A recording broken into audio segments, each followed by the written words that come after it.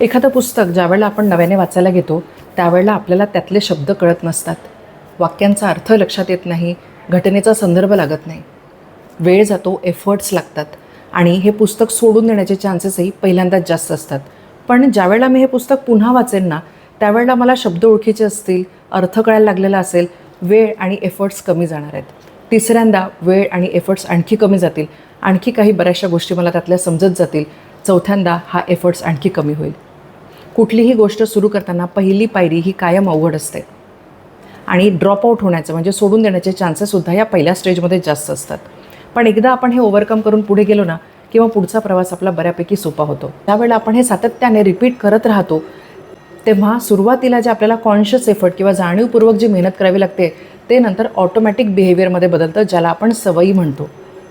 So कुठलीही सवय लागण्यासाठी सुरुवातीला आपल्याला कॉन्शियस एफर्ट्स सातत्याने घ्यावे लागतात. हे आहाराच्या बाबतीतही खरं आहे, व्यायामाच्या बाबतीत, जिमच्या बाबतीत, रनिंगच्या बाबतीत किंवा कुठल्याही सवयीच्या बाबतीत खरं आहे. सो सवय लावायची असेल ना, तर पहिली स्टेप ही थोडी अवघड असणार आहे.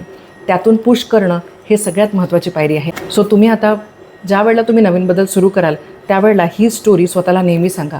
पहिली पायरी अवघड असेल, पण त्यानंतर सगळं सोपंच राहणार आहे. स्वस्थ रहा, मस्त रहा. धन्यवाद.